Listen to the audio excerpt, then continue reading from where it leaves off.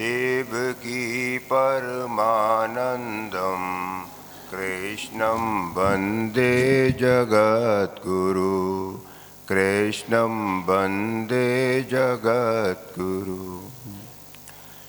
अब हम ज्ञान योग जो तीसरा षटक है वो चालू कर रहे हैं, जिसका पहला चैप्टर है क्षेत्र क्षेत्रज्ञ योग विभाग योग। अभी आपने देखा 12th चैप्टर के अंदर देखा कि अर्जुन ने एक क्वेश्चन पूछा था भगवान से कि भगवान ये बताओ सगुण साकार और निर्गुण निराकार में से कौन से श्रेष्ठ हैं। तो भगवान ने सीधा सा आंसर दिया कि सगुण साकार वाले श्रेष्ठ हैं। तो क्या निर्गुण निराकार में क्या दिक्कत है? तो उन्होंने कहा निर्गुण निराकार भी वहीं पहुंचते हैं जहां सगुण साकार पहुंचते हैं, लेकिन निर्गुण निराकार में क्या है, क्लेश बहुत है, कठिनाइयाँ बहुत है। तो इसमें क्या कठिनाई का कारण बताया? देहाभिमान, कि इसमें देहाभिमान जो है ना, देह में आसक्ति, देहाभिमान, वो उसके कारण ये यात्रा बहुत टफ है। ये ऐसे ही है जैसे लोहे के चने चबाना जैसी बात है। लेकिन ये जो रास्ता बताया ना, ये बिल्कुल लिफ्ट का रास्ता, निर्गुण निराकार वाला जो रास्ता है वो लिफ्ट का रास्ता, लेकिन इसमें क्लेश बहुत है। तो भगवान कह रहे हैं मैं तो साहब इसी रास्ते से, कोई साधक है मैं तो इसी रास्ते से जाना चाहता हूँ साहब, अब बताओ क्या करना चाहिए। तो भगवान कह रहे हैं देहाभिमान को मिटाना पड़ेगा। तो ये पूरी गीता जी में सबसे जो लेंदी आंसर है भगवान ने इसी लाइन का दिया है कि देहाभिमान मिटाए कैसे। करीब 72 नंबर श्लोक, इसके एक ही क्वेश्चन के आंसर 72 श्लोक में भगवान ने दिए हैं। पूरा तो 13वां चैप्टर बोला है उसमें भगवान ने, और 14.20 तक भगवान ने करीब करीब ये श्लोक के बारे में हमें बताया। मतलब एक ही क्वेश्चन का आंसर सबसे ज़्यादा, मतलब जब सबसे ज़्यादा श्लोकों में इसी क्वेश्चन का आंसर भगवान ने दिया है इस गीता जी के अंदर। तो अब हम चालू कर रहे हैं क्षेत्र क्षेत्रज्ञ विभाग योग। वैसे कहते हैं गीता जी में सबसे टफ चैप्टर है और लोगों को टफ भी लगता है ये चैप्टर। तो थोड़ा सा आप इसको, मैं आपको कोशिश करूँगा थोड़ा धीरे धीरे समझाऊँगा आपको, थोड़ा सा समझ में आए जिससे अपने आप। वैसे है तो थोड़े टफ ही। चलो चालू करते हैं। पहला श्लोक है इसमें, इदं शरीरं कौन्तेय क्षेत्रमित्य विधीयते एतद्दो वेत्ति तेह प्राहु क्षेत्रम इति तदित्ते। भगवान देखो इसमें क्या कह रहे हैं, इदम। सबसे इंपॉर्टेंट इस श्लोक की जो जान है ना इस चैप्टर की, वो है इदम। ये इदम वर्ड क्या है? इदम का मतलब होता है यह। यह का मतलब जो उंगली से निर्दिष्ट किया जा सकता हो। जैसे मैं ये कहता हूँ ये पंखा, ये टेबल, ये प्रोजेक्टर, है ना, ये सोफा सेट, तो जिसको कि मैं जान रहा हूँ, किससे जान रहा हूँ इन चीज़ों को? यह को, यह शरीर। तो यह शरीर तो अपन जान किससे रहे? ये उंगली से मैंने निर्दिष्ट कर दिया ना, ये उंगली निर्दिष्ट हो गया। अब मैंने इसको जाना किससे? इंद्रिय मन बुद्धि से जाना मैंने इसको, मन से जाना, बुद्धि से जाना, यह। तो भगवान कह रहे हैं कि यह जो इदम है ना, इदम यानी यह जो उंगली निर्दिष्ट है, इसको इंद्रिय मन बुद्धि के द्वारा जाना जा सकता है, इदम को, यह को। लेकिन इसका जो परम प्रकाशक है इदम का, जो सर्वव्यापक है, जो आत्मा जिसको कहते हैं, जिसको देही कहते हैं, जिसको शरीरी कहते हैं, जिसको परा कहते हैं, जिसको पुरुष कहते हैं, ये सारी चीज़ें एक जैसी है, एक ही कौमा पर्यायवाची है ये। इसको किससे जाना जाएगा? तो क्या यह तो है नहीं है, तो इसको इंद्रिय मन बुद्धि के द्वारा नहीं जाना जा सकता। इसका मतलब आत्मा, परा, पुरुष, शरीरी, देही, इनको इंद्रिय मन बुद्धि से नहीं जाना जा सकता। ये अचिंत्य है। तो भाई इसको क्यों नहीं जाना जा सकता? क्वेश्चन ये आता है कि इसको जाना क्यों नहीं जा सकता? इंद्रिय मन बुद्धि से आपने सब चीज़ जान ली, लेकिन इसको क्यों नहीं जान सकते हम लोग? क्योंकि ये स्वसंवेद तत्व है, पर संवेद तत्व नहीं है। ये आत्मा क्या है? स्वसंवेद तत्व है, पर संवेद नहीं है। इसका क्या मतलब? कि इसका मतलब ये है कि इंद्रिय मन बुद्धि से जाना जाएगा, ये संभव नहीं है। आत्मा को तो आत्मा ही जान सकती है। स्वसंवेद का मतलब होता है आत्मा को तो आत्मा ही जान सकती है, ये होता स्वसंवेद। तो भगवान कह रहे हैं कि जो आत्मा है उसको अचिंत्य है, वो उसको इंद्रिय मन बुद्धि के द्वारा नहीं जाना सकता, आत्मा को आत्मा ही जान सकती है। तो यह शरीर, तो शरीर को भगवान ने क्या बताया? इदम, यह शरीर। अब दूसरी बात क्या बताइए इस श्लोक में, कि इस शरीर को हम क्षेत्र भी कहते हैं। क्षेत्र का मतलब क्षय, जो जिसमें हर क्षण नष्ट हो रहा है, वो प्रति क्षण नष्ट होता जा रहा है। अभी ये मेरी फोटो आ रही है इसके अंदर, अगर ये दोबारा मेरी फोटो लेंगे ना तो आपको लगेगा वही कि वही आ रहा है, लेकिन वो बदल गई है। लेकिन हम, ये एक अलग बात है कि हमारी आंख उसको देख नहीं पा रही है। तो ये हर क्षण बदलता है। ये एक बार फोटो खिंच गई, उसके बाद दूसरी फोटो खिंचेगी, इतने में बदल गया शरीर। तो अब भगवान कह रहे हैं कि इसको जो परिवर्तनशील है, जैसे हम बचपन हुआ, फिर जवानी आई, फिर बुढ़ापा आया, कुछ भी मानो, तो इसको कौन देख रहा है?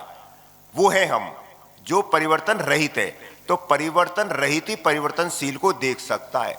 तो जो परिवर्तन रहित है ना, वही है हम, वही है हम, वही हमारा स्वरूप, वही हमारी आत्मा, वही हमारा देही। तो वो जो है ना, वो परिवर्तन रहित है, उसमें कोई परिवर्तन नहीं होता। तो जैसे आधार नंबर तो फिर भी बदल सकता है, लेकिन उसमें परिवर्तन नहीं होता। तो वो देही जो आत्मा है, वो परिवर्तन रहित है। तो जो परिवर्तन रहित है, वही परिवर्तनशील को जान सकता है। यानी शरीर में जो बदल रहा है, उसको कौन जान रहा है? देही, शरीरी, आत्मा, जिसमें परिवर्तन नहीं हो रहे। दूसरा मतलब बताया शरीर को, इससे बताया खेत से। खेत में जैसे कि हमने कोई बीज डाला, अपन जिसका बीज बोगे वही फल मिल जाएगा। अपन इस साल अपन ने मान लो गेहूं की फसल उगाई, आदि में आपने चना की उगा ली, अगली साल फिर आए फिर उगा दी। This is the theory of karma. जैसा कर्म करोगे वैसा फल देगा भगवान। वही बात है, जैसा कर्म करोगे वैसा ही फल मिलेगा। तो भगवान क्या कह रहे हैं कि ये जो तेरा शरीर है ना, ये जो तेरी जो बात है, उसके अंदर तू अहमता करता जा, ममता करता जा इस शरीर के अंदर, और नए नए कर्म करता जा, और अहमता ममता करके नए नए कर्म करके नए नए भोगों को भोगता जा, और नए नए जन्म लेता जा, और नए नया जन्म नए नए योनियों में जाता जा। तो भगवान कह रहे हैं कि ये जो शरीर है ना, ये इसको बताया क्षेत्र। तो अब भगवान ने ये बता दिया कि इन सबको जो जानता है ना, वो क्षेत्रज्ञ। और ये सब क्या है? अनंत ब्रह्मांड क्या है? क्षेत्र है। तो भगवान का पहला नंबर का जो श्लोक है ना, उसमें ये बात काम की है कि अर्जुन, तू शरीर नहीं है, तू शरीर को जानने वाला है, तू इदम नहीं है, तू इदम को जानने वाला है। जितने भी अनंत ब्रह्मांड है वो क्षेत्र है, और इसमें सब में एक जो इस तरह से जानता है उसको कहते हैं क्षेत्रज्ञ। दूसरा नंबर का श्लोक देखते हैं। क्षेत्रज्ञं चापि मां वेदि सर्व क्षेत्रेषु भारत, क्षेत्र क्षेत्रज्ञोर ज्ञानम यत्तद् ज्ञानम मतम मम। भगवान कह रहे हैं कि अर्जुन, जो क्षेत्रज्ञ है ना, वो तो केवल एक ही है, और वो मैं हूं। भगवान कह रहे हैं क्षेत्रज्ञ एक ही है, और क्षेत्र इतना अनंत ब्रह्मांड है, शरीर है, इतने सारे शरीर है, ये सब क्षेत्र हैं, और क्षेत्रज्ञ एक है। तो इसका क्या मतलब है? क्षेत्रज्ञ एक का मतलब क्या है? मतलब कहने का मतलब ये, जो जितने भी क्षेत्र हैं, जितने भी शरीर हैं, 84 लाख योनियां हैं, जितने भी हैं, वो सब क्षेत्र है। उनमें एक ही आत्मा भास रही है, उन सब में एक ही आत्मा भास रही है, उन सब 84 लाख योनियों में। तो भगवान कह रहे हैं कि सबसे इंपॉर्टेंट बात भगवान ये कह रहे हैं, ये सर्वोच्च ज्ञान बता रहे हैं भगवान, जो अपनी आत्मा का दिग्दर्शन किसी में कर लेता है, दूसरे में कर लेता है, वही अर्जुन सर्वोच्च ज्ञान है। भगवान सर्वोच्च ज्ञान किसको बता रहे हैं?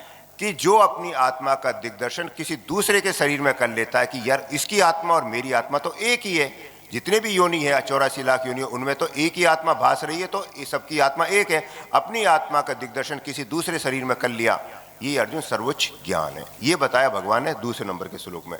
देखो, जो भागवतम है ना, उसमें भी यही कहते हैं, सुखदेव जी महाराज परीक्षित से यही कहते हैं कि परीक्षित, जो तू है ना, इस पशु वृत्ति को त्याग दे कि तू शरीर है, तेरा विनाश होगा, इस बात को तू छोड़ दे। तेरा विनाश हो नहीं सकता, और ये शरीर है ना, इसका तो हर क्षण विनाश हो रहा है। तुझे तक्षक डस नहीं सकता, तक्षक डसेगा इस शरीर को। अब ये बात तेरे समझ में आ जानी चाहिए कि परीक्षित, कि तू शरीर नहीं है, तू इदम नहीं है। ये बात कहते हैं इसके अंदर, भागवतम के अंदर, तू इस पशु वृत्ति को त्याग दे। तो ये दूसरे नंबर का श्लोक है। तो अपन समझ कि 84 लाख योनियां अनंत ब्रह्मांड तो क्या है? क्षेत्र हैं, और इन सब में एक ही क्षेत्रज्ञ है। अब अगली बार आ रही है कि भगवान बताते हैं कि ये देहाभिमान मिटाने के लिए अपने को भगवान ने 20 ज्ञान के साधन बताए। ये 20 ज्ञान के जो साधन है ना, ये देहाभिमान मिटाने के साधन है, यानी परमात्म प्राप्ति में सहायक हैं। ये जो ज्ञान मार्ग के द्वारा जाना चाहता है, जो निर्गुण निराकार के द्वारा जाना चाहता है, जो देहाभिमान को मिटाना चाहता है, भगवान ने उसका सूत्र बताया कि उसके अंदर ये 20 ये ज्ञान के साधन बताएं कि ये होने चाहिए उसके अंदर, तब उसका देहाभिमान मिट सकता है कि मैं शरीर नहीं हूं, शरीर को जानने वाला हूं। तो भगवान बता रहे हैं इस श्लोक में, अमानित्वम अदम्बित्वम अहिंसा शांति आर्जवम आचार्योपासनम शौचम स्तरीय आत्म विनिग्रह। देखो इसमें है ना 20 में से 9 जो श्लोक है ना, 9 वर्ड, वो तो एक ही श्लोक में बता दिए भगवान ने। अमानित्वम बड़ा इंपॉर्टेंट चीज है ये अमानित्वम। देखो ज्ञान में है ना सबसे इंपॉर्टेंट है अमानी बनना। ज्ञान योग का सबसे इंपॉर्टेंट साधन है अमानी। अमानी का मतलब होता है अपने में श्रेष्ठता का भाव ना होना। अमानित्व का मतलब है अपने में श्रेष्ठता का भाव नहीं होना। ज्ञानी को सबसे बड़ा जो खतरा होता है ना वो अहम से ही है। अगर अपन को सात्विक ज्ञान भी यदि मिलता है तो अपना अहम पुष्ट होता है। अपनों को अगर सात्विक ज्ञान भी मिले ना कि साहब मेरे को ये आता है, तो सबसे पहले अपना अहम पुष्ट होता है। और ये तनुज जी कहते हैं कि यह अहम हमको है ना कई बार निर्मल भी दिखा देता है। कैसे कि जैसे मान लो सपोज करो हम मेरे को मान लो, चलो चाहे XYZ किसी को मान लो कि वो सब जो कहता अरे साहब हमें तो कुछ भी नहीं आता साहब गीता जी में, हमें तो साहब उनके चरणों की धूल के बराबर भी नहीं है। तो फिर सामने वाला कहेगा अरे साहब आप कैसे कह रहे हो साहब ऐसी बात, साहब आपको तो बहुत आता है साहब, आप तो बहुत विद्वान हो साहब। तो ये अहम को बड़ा मजा आता है फिर। और ये अहम ऐसी लाठी है, ऐसा विषय कि ये डस लेता है हमको। तो भगवान सबसे पहले ये कहते हैं अमानित्वम, तू अपनी जो मान बढ़ाई है ना इसको बिल्कुल भी भान मत कर इसका। ये जो मान है इस मान रूप लाठी को तू त्याग दे अर्जुन। ये सबसे पहला अमानित्वम बताया भगवान ने। अमानित्वम के बारे में जो चैतन्य महाप्रभु जी हैं, जो भगवान के अवतार हैं, कृष्ण भगवान के अवतार हैं, राधा स्वरूप हैं, वो बताते हैं कि जो मान बढ़ाई है ना ये एक तरह से उनके हिसाब से जो मान लो कि वो जो सुअर की जो विष्ठा होती है ना उसके खाने के बराबर बताते हैं। वो इतनी ऐसी चीज बताते हैं वो मान बढ़ाई के बारे में। बताओ ये इतनी बेकार चीज है। तुलसीदास जी क्या कहते हैं मान बढ़ाई के बारे में, अपनी मान के बढ़ाई के बारे में, कि कोहोल कह दे ये वासना उड़ती ना जाई। क्या मतलब इस लाइन का? इसका मतलब ये है कि कोई हम अपना काम करें, मान लो किसी की जैसे नाम जप करें, कोई माला करें, या किसी का परोपकार करें, या किसी का हम काम ही कर दें, मान लो चाहे कोई ट्रांसफर हो गया हमने उसका ऐसा ट्रांसफर कैंसिल करा दिया, चाहे कोई भी उपकार कर दे किसी पर भी, तो हम उससे प्रत्युत्तर में हमसे उससे कुछ भी नहीं चाहें, लेकिन हमारे दिमाग में एक बात रहती है यार ये कम से हमको थैंक्स तो बोले यार, ये कम से कम हमको प्रणाम तो करे कि हमने इसको सही मार्ग पर लगा दिया, गीता जी में लगा दिया, ये हमको कोई थैंक्स तो बोले। ये बात उड़ते ना जाए, ये वासना उड़ते ना जाए, ये तुलसीदास जी कहते हैं। स्वामी जी क्या कहते हैं इसके बारे में कि जो साधक होता है ना, साधक वो जो विषय भोग जो भी है ना, जो रूप शब्द रूप रस गंध इनका जो है ना मान, इसको तो फिर भी छोड़ देगा, लेकिन जो घर जो सुख आराम का जो सुख है और जो मान बढ़ाई है ना इसको छोड़ना सबसे कठिन है साधक के लिए। शरीर का आराम और मान बढ़ाई, इसके लिए साधक को बहुत मुश्किल है इसको छोड़ना। अपने इंद्रियों के विषय को तो फिर भी कंट्रोल कर लेगा, लेकिन वो इसको कंट्रोल नहीं कर पाएगा। स्वामी जी ये बात कहते हैं। तो ये मान बढ़ाई है ना सबसे घातक बताया ज्ञान योग में। तो अमानित्वम मतलब अपने में श्रेष्ठता का भाव ना होना, ये अमानित्वम कहते हैं इसको। तो ये सबसे पहला कैरेक्टर होता अमानित्वम का। जबकि ये देखा जाए ना ये वाला कैरेक्टर भक्ति योग का लास्ट है और ये ज्ञान योगी का पहला है। और भक्ति योगी में सबसे पहला आता अभियम और ज्ञान योगी में सबसे लास्ट में आता अभियम, ये फर्क है। दूसरा भगवान ने बताया अदम्बित्वम, दंभ नहीं होना, दंभ का अभाव। ये दंभ है क्या चीज? दंभ का मतलब होता है कि जैसे सपोज करो हम कोई शादी वगैरह में गए किसी की में, और वो शादी बहुत VIP की है, मान लो कोई IAS की है, चाहे कोई मान लो किसी एनीवन किसी की मंत्री की है, किसी की है, वहाँ पर हम लोग गए, हमारे जैसे लोग गए मान लो, और वहाँ सब आप चाहे सिगरेट नहीं पीते, दारू नहीं पीते, लेकिन आप जैसे वहाँ 5 आदमी में मिलोगे तो आपको वो ऑफर करेंगे साहब कि सब गिलास चल रहे हैं तो सब आप लो। अब आपको ऐसा लगेगा कि यार मैं अगर नहीं लूँगा इन सब लोगों के सामने तो मुझे क्या लगेगा, क्या समझेंगे यार कौन से गांव से उठ के आ गया यार, ये कुछ ही नहीं यार, ये कुछ नहीं। लेकिन अपने मान बढ़ाई के लिए कि यार हम भी ऐसा कभी कभी कर लेते हैं, आप गिलास उठा लो माँ उसका, तो ये क्या हो गया, एक दंभ हो गया। सिगरेट पी लो वहाँ पर, जबकि आप सिगरेट पीते नहीं हो, लेकिन अपने शान शौकत दिखाने के लिए कि यार हम भी कभी कभी ऐसा कर लेते हैं, ये दंभ है। और क्या हो सकता है? आजकल जितनी भी शादियाँ हो रही है ना, आप जितनी भी शादियाँ हो रही है वो सब दंभ से भरी पड़ी है। एक भी ऐसी नहीं है जिसमें शादी में दंभ ना हो। कोई दुराचारी से दुराचारी भी व्यक्ति है और मान लो वो अच्छे लोगों में बैठा हुआ है, तो और उसको मान प्रतिष्ठा चाहिए, कीर्ति चाहिए उसको, तो वो क्या करेगा, अपने आप को दानी बताएगा वहाँ पर, भक्त आपको सेवक बताएगा, भजन वाला बताएगा वहाँ पर। ये भी क्या है, उसका दम्भ है ये। तो ये भगवान कह रहे अधम्भित्व, मतलब दम्भ का अभाव होना, ये दूसरा कैरेक्टर बताया भगवान ने। ये जो क्रम से बता रहे हैं ना, ये बहुत इंपॉर्टेंट क्रम है। सबसे बड़ा गुण अमानित्वम का बताया ज्ञान योग में, दूसरा अदम्भित्वम, तीसरा बता रहे अहिंसा। अहिंसा तो जैसे कि अपन जानते हैं, मनसा वाचा कर्मणा, इनसे हिंसा नहीं करे किसी भी तरीके से। मन से हिंसा नहीं हो, किसी की शरीर से नहीं हो, किसी की इससे नहीं हो। 81 तरह की भगवान स्वामी जी ने इस किताब में हिंसा बताई है। अब आप पढ़ लेना। शांति, क्षमा भाव। क्षमा भाव देखो ये है ना धर्म की सीमा, ये अभी होता है ना क्षमा भाव, धर्म की सीमा ये। आप युधिष्ठिर को देखो, युधिष्ठिर में जो भाव है ना क्षमा का, वो किसी में नहीं मिलेगा आपको, किसी में भी नहीं मिलेगा युधिष्ठिर में जो क्षमा का भाव है। अब आप देखो युधिष्ठिर को कि पूरा मतलब द्रौपदी का चीरहरण हो गया, 12 साल का वनवास हो गया, राज्य छिन गया, लास्ट में फिर भी वो द्रौपदी जी से क्या कहते हैं कि यदि दुर्योधन अब भी यदि मेरे पास आ जाए ना तो भी मैं इसको माफ कर दूं। ये देखो किस क्षमा भाव तो ये है। तो ये होती है क्षमा, मतलब अपने में सामर्थ्य है कि सामने वाले ने गलती करी है तो भी हम उसको कहते हैं चल हम तेरे को माफ किया, तेरे को कहीं भी तेरा जो है ना दंड ने तो तेरे को यहाँ मिले और ने अगले जन्म में मिले। अपन कई बार कह देते ना चलो मेरे से नहीं दे भगवान तो देखेगा, वो उसके भाव में ये भी नहीं आता कि भगवान भी देखेगा। क्षमा का मतलब क्षमा ही है, वो ने तो इस जन्म में भी क्षमा हो गया तो और अगले बार भी क्षमा, उसको बोलते हैं क्षमा। आर्जवम, आर्जवम का मतलब होता है सरलता। एक होता है मन की सरलता, एक होता है शरीर की सरलता। तो शरीर की सरलता में तो ये है कि जैसे मतलब अपना जो चाल ढाल है उसमें संयमता हो, अपन रहन सहन में सादगी हो। जैसे सपोज करो अपन यहाँ सब बैठे हुए हैं और वहाँ से कोई मतलब कोई एमएलए आ गया साहब का वृंदावन का, तो और उसके साथ एक आदमी और गनमैन और साहब 2-4 आदमी पीछे चल रहे हैं और वो कैसे चलेगा, ठाक ठाक ठाक। वो ये नहीं देखा गीता जी चल रही है मैं चुपचाप पीछे जाके बैठ लूँ, वो ये नहीं देखेगा। उसके लिए सब लोग खड़े हो जाएंगे, आइए साहब बैठिए, चाहे उसको ABCD नहीं आती इसकी गीता जी की। लेकिन ये क्या है, इसको बोलते हैं, ये कहते हैं ये उसमें सरलता नहीं है। सरलता का मतलब ये अगर गीता का कोई साधक है तो अगर वो गीता जी चल रही है तो वो चुपचाप आके पीछे बैठा, पीछे बैठ जाएगा। वो एक अलग बात है, सामने वाला कह रहा सर आइए सर यहाँ बैठ जाइए, वो अलग बात है। लेकिन वो जो होगी ना वैसा वो तकड़ू वो होता है। एक होता मन की सरलता। मन की सरलता मतलब किसी की निंदा नहीं करे आदमी, किसी की निंदा नहीं करे, व्यंग नहीं मारे, किसी पर ताने नहीं मारे, ये वो होती है, मतलब वो वाणी की कहते हैं उसको सरलता, कि ये सब किसी की निंदा नहीं करना, किसी का व्यंग नहीं कसना, किसी की बारे में ऊंच ऐसा नहीं बोलना।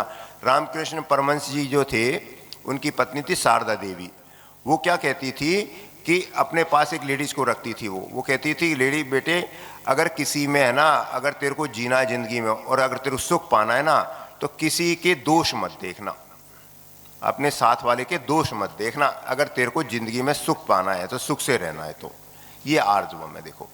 और मन की सरलता में क्या है, कपट नहीं हो, छल नहीं हो, बेईमानी नहीं हो, ये होती है मन की सरलता। तो भगवान कह रहे हैं ये आर्जवम हो गया। आचार्योपासनम, आचार्योपासनम में भी बताया था कि देखो ज्ञान योग में क्या चाहिए, ज्ञान योग के लिए गुरु की बहुत आवश्यकता होती है। गुरु के बिना ज्ञान कैसे मिले, तो ज्ञान योग में गुरु की बहुत आवश्यकता है, गुरु की उपासना। तो गुरु की उपासना यदि, अब हमें क्या पता है गुरु कैसा है कैसा नहीं है, तो सबसे बढ़िया तो यही है कि भगवान जो कृष्ण भगवान है उसको अपना गुरु मानो, कृष्णम वंदे जगत गुरु।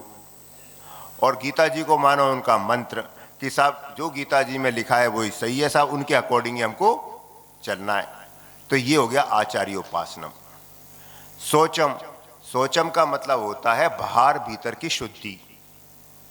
बाहर की शुद्धि तो अपन पानी से कर लेते हैं, मिट्टी से कर लेते हैं, अंदर की शुद्धि कैसे की जाए, तो भगवान कह रहे अंदर की शुद्धि के लिए पहली चीज तो अपना खान पान सही हो। अपन जो खाते हैं वो सादगी वाला खाना खाना चाहिए, मतलब जिसके अंदर ये जो मीट मांस जो ऐसी जो चीज़ें हैं वैसी चीज़ें नहीं खानी चाहिए बिल्कुल, तो उससे भी फर्क पड़ेगा।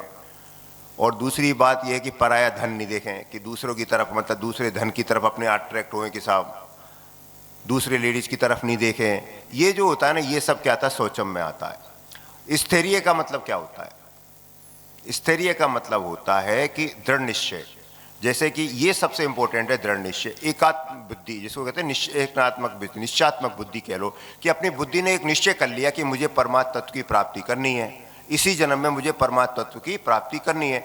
लेकिन अगर इसमें कोई विचलन आती है तो फिर उसमें बुद्धि विचलित नहीं हो।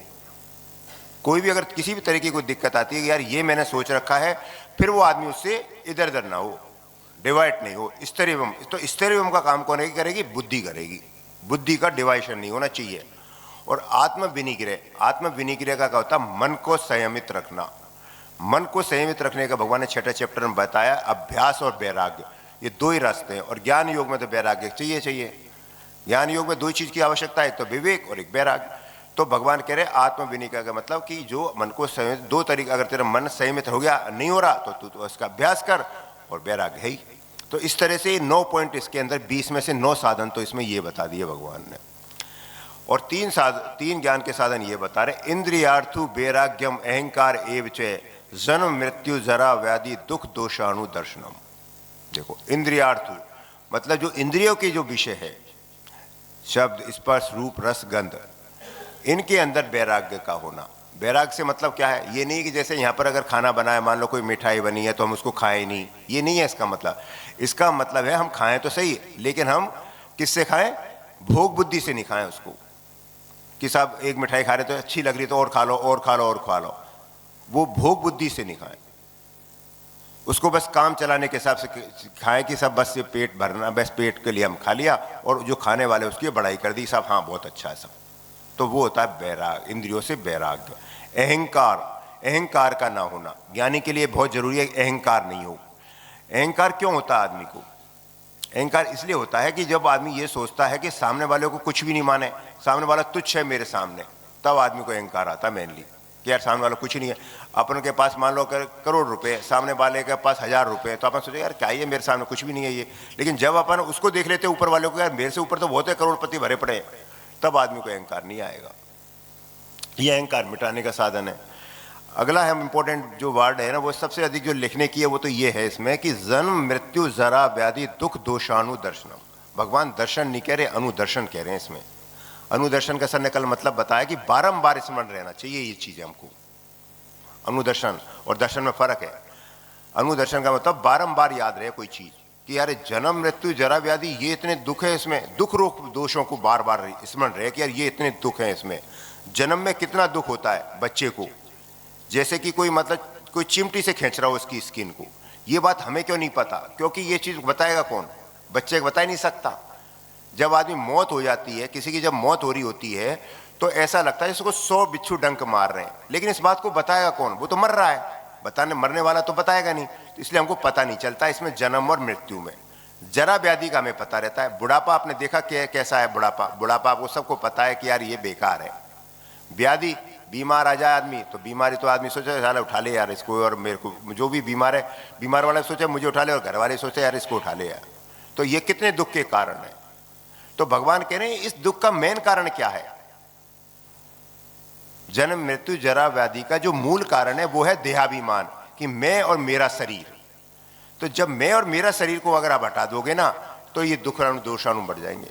तो ये मैं और मेरापन जो है ना, यही जन्म का कारण है, यही जन्म का कारण है। अब अपने जन्म ले लिया तो बस यही है कि अपने जो जन्म ले लिया वो अगला जन्म नहीं हो। इसके लिए क्या करें? हम पशु स्तर पर नहीं जिए, आहार निद्रा भय मैथुनी नहीं करते रहे। अपने को भगवान ने विवेक दिया, कर्म करने की स्वतंत्रता दी है, तो हम अच्छे से अच्छा करें, पशु वृत्ति पर नहीं जिए। पशु वृत्ति से मतलब यहाँ पर यह है, जैसे आपने अभी देखा होगा कभी कि जैसे वो बकरा है, मान लो बकरा कट रहा है, मान लो चौथे नंबर पर एक बकरा कटने का नौबत आ रही है। चौथा बकरा देख रहा है कि अब बकरे कटे जा रहे, कटते जा रहे, कटते जा रहे, अब तीसरा कट हो गया, अब दूसरा हो रहा कट। लेकिन अब जैसे ही उसको वो दे देते ना चारा, वैसे ही बकरा लग जाता है उसने चरने के लिए। फिर उसका दिमाग नहीं लगता कि मैं मेरा नंबर आने वाला है 2 सेकंड बाद, वो चरने लग जाता है। ऐसे ही हमारे शरीर के साथ कह रहे कि भगवान कह रहे कि तुम्हें मैंने जन्म दे दिया, लेकिन तुम इतने भूल गए इसके अंदर कि तुम लास्ट में जब 85-90 साल के भी हो गए ना, तब भी तुम्हें याद रह रहा है कि यार मेरा ये काम रह गया, मेरा घर ये रह गया, मेरा बच्चे का ये रह गया, और जाने वाला तो 2 महीने बाद ही, फिर कुछ बच्चा और कुछ अच्छा नहीं रहेगा। तो ये भगवान कह रहे हैं इस चीज का बार बार स्मरण है कि अगला भगवत प्राप्ति तू कर ले, अभी तेरे सामने मौका है। इसलिए मैं और मेरापन इस शरीर से ना ये हटा दे। तो देहाभिमान में क्या होता है? मैं और मेरा शरीर। अहमता और ममता, मैं शरीर हूं, शरीर मेरा है, इसको मिटाना है, ये देह अभिमान है, और यही जन्म का मूल कारण है।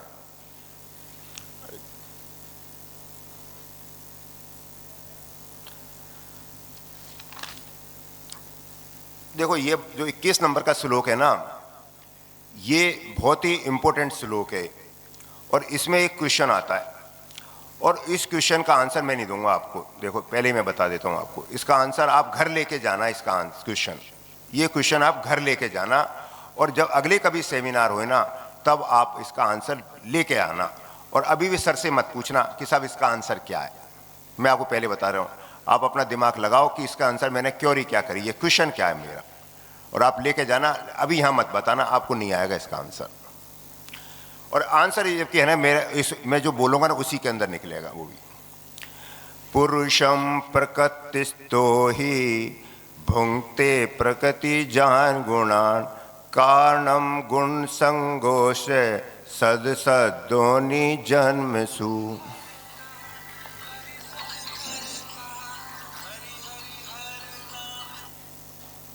भगवान क्या कह रहे हैं, पुरुष और प्रकृति। क्या है प्रकृति? प्रकृति वो है, देखो प्रकृति के अंदर क्या होता है, प्रकृति में देखो मेन चीज है विकार। प्रकृति में विकार है, तो विकार होने की वजह से प्रकृति क्या है, परिवर्तनशील है, विकार है। तो जो दो चीज जिसके अंदर आगे की परिवर्तनशील है, जैसे हमारा शरीर परिवर्तनशील है, हमारे शरीर में दुनिया भर की बीमारी है, तो ये शरीर मरेगा। तो इसका मतलब प्रकृति में क्या विकार है, परिवर्तनशील है, इसलिए प्रकृति क्या होगी, विनाशी हो गई, और इसमें क्रियाएं चलती रहती है।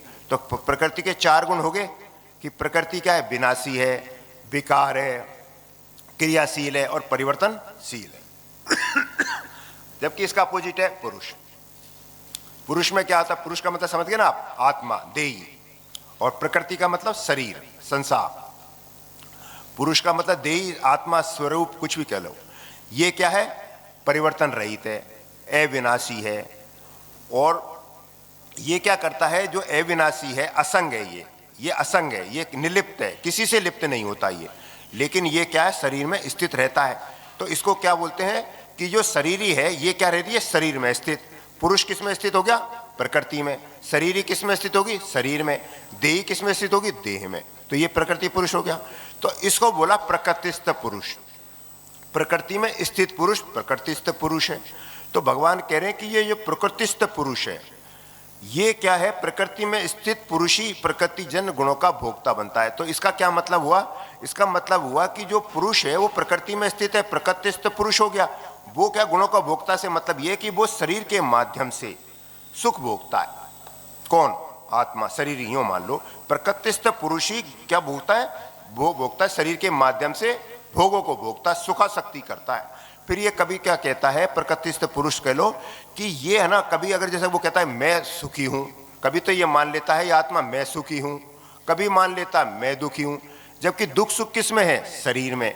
लेकिन मान कौन लेता है इसको, पुरुष मान लेता है कि मैं सुखी हूं, मैं दुखी हूं। तो भगवान कह रहे हैं कि जो भोक्तापन है वो किसके लिए हेतु बनाया गया है, पुरुष को। पुरुष को भोक्तापन बनाया गया है, कि पुरुष को भोक्तापन का हेतु बताया गया है इसके अंदर, कि पुरुष भोक्तापन का हेतु है। ये इस लाइन का अंदर है, प्रकृति में स्थित पुरुष ही प्रकृतिजन गुणों का भोक्ता बनता है। और इसने क्या कर लिया, गुणों का संग कर लिया इसने। मतलब जो गुणों का जो संग कर लिया, किसने, आत्मा ने, शरीरी ने।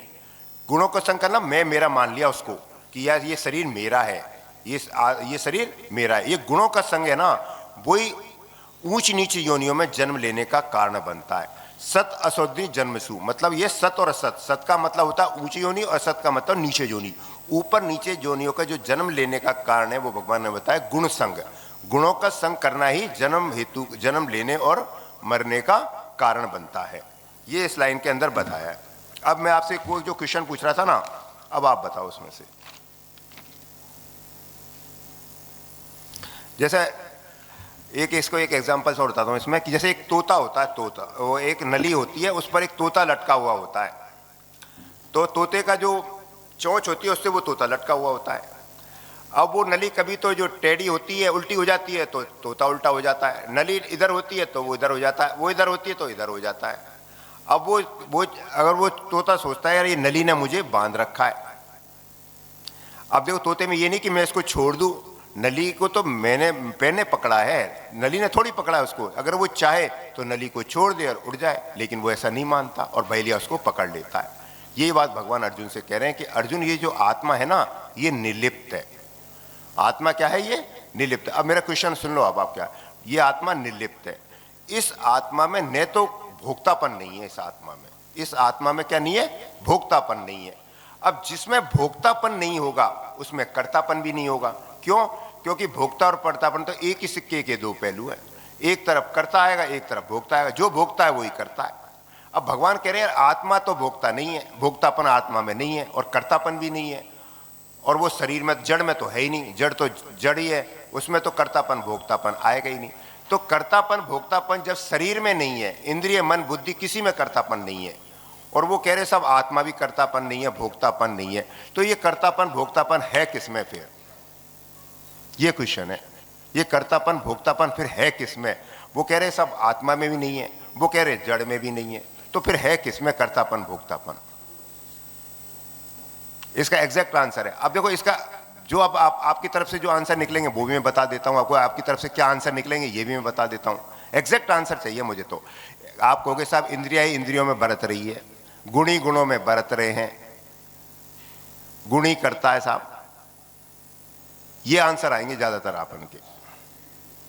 बता रहा हूं मैं आपको, पहले बता रहा हूं ये आंसर आने। एग्जैक्ट आंसर अगली क्लास, अगली सेमिनार में प्रेजेंट करना है इसका आंसर। चलो अगले देखते हैं। पूछना मत इसका आंसर प्लीज।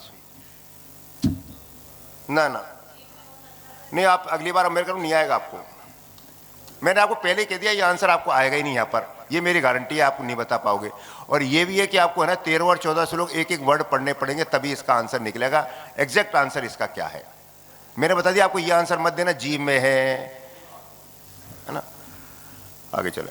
अन्य त्वं जानन्त श्रुत्वाने बे उपासते ते अपि चातंतरने बे मृत्यु श्रुति परायण।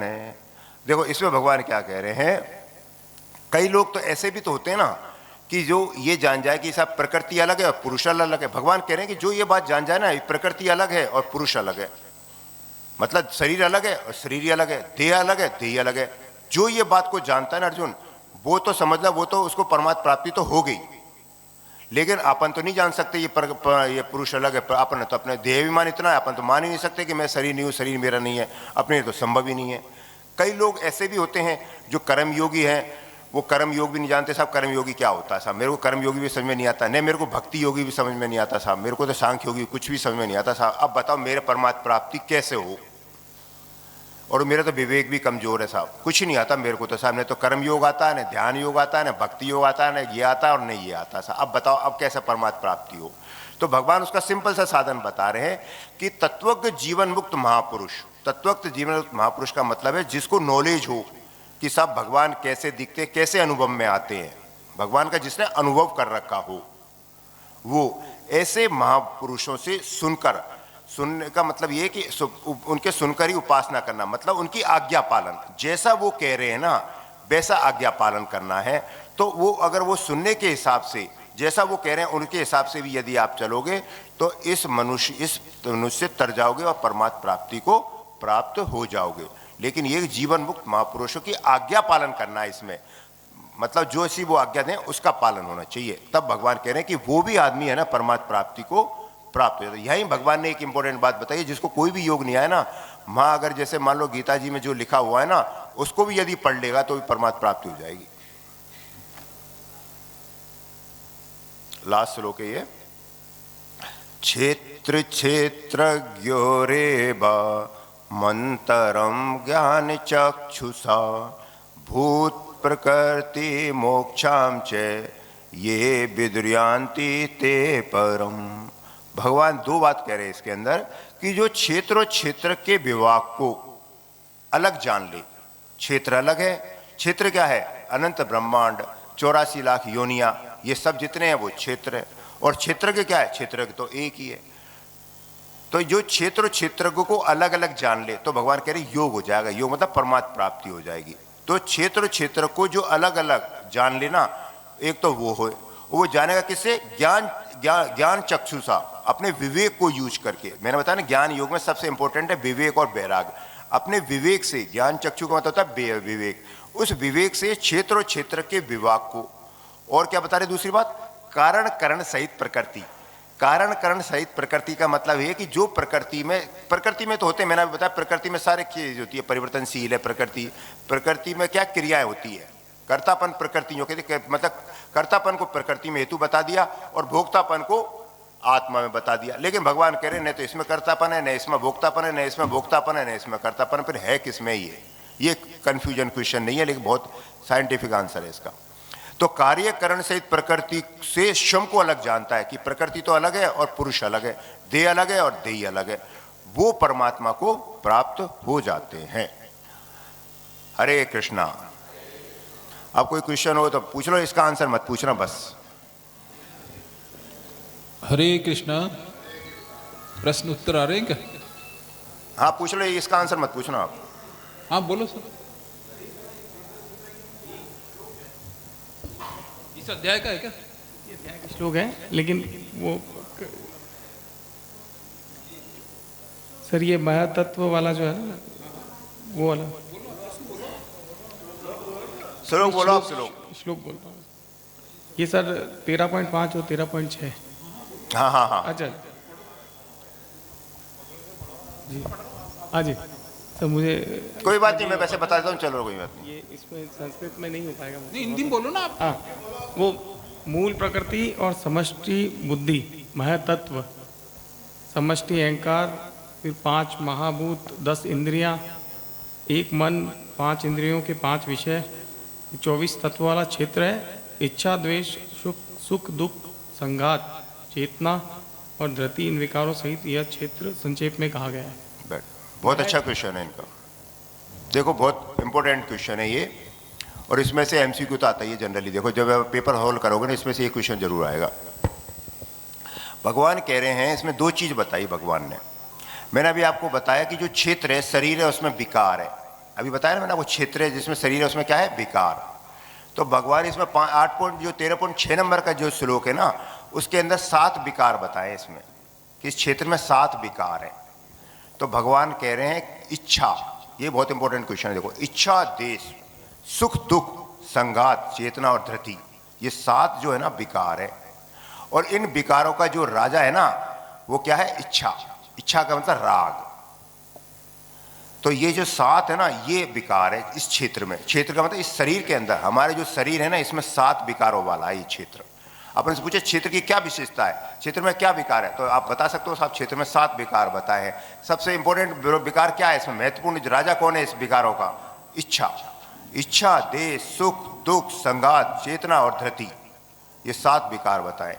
और 24 तत्व को देखो कैसे याद करना है, कुछ भी नहीं है, बहुत ईजी है 24 तत्व याद करना। 24 तत्व का क्षेत्र बना हुआ है, ये समझ लो बस आप। तो 24 तत्व का क्षेत्र में क्या है, आप कंफ्यूज होने की जरूरत नहीं है इसमें। पहली चीज तो सिंपल से याद रखो, पंच महाभूत याद रख लो। पंच महाभूत आपको पता है, पृथ्वी, जल, अग्नि, वायु, आकाश, ये हो गए पंच महाभूत। आप देखो पंच महाभूत, 5 विषय रट लो इनके, शब्द, स्पर्श, रूप, रस, गंध, हो गए 10। अब आप 5 क्या रट लो? 5 कर्मेंद्रिय रट लो और 5 ज्ञानेंद्रिय रट लो। ज्ञानेंद्रिय तो सबको पता है अपन को, आंख, कान, नाक, मुंह और त्वचा, होगी 5। अब 5 ज्ञानेंद्रिय रट लो, हाथ, पैर, गुदा, उपस्थ और एक वाणी, ये 5 हो गया कर्मेंद्रिया। कर्मेंद्रिया होगी स्थूल है, ज्ञानेंद्रिया उससे सूक्ष्म है। तो 5 हो गए ना। 5 तो मैंने बताया आपको विषय, 5 बताए पंचमहाभूत, 5 बताए कर्मेंद्रिया, 5 बताई ज्ञानेंद्रिया। अब 3 आपको पहले याद है, मन, बुद्धि, अहंकार, 23, और 1 बताया मूल प्रकृति, तो स्वयं है ही। तो 24 तत्व वाली होगी ना। अभी तो कंफ्यूज मत हो ना बिल्कुल भी। 24 तत्व जो है ना, अब ऐसा मत करना इधर से इधर से। 24 तत्वों वाली तो मेरी ये क्षेत्र बना हुआ 24 तत्वों से, और इसके अंदर 7 विकार है। ये 7 तो विकार और 24 तत्व है। और बताओ। हरे कृष्ण हरे कृष्ण।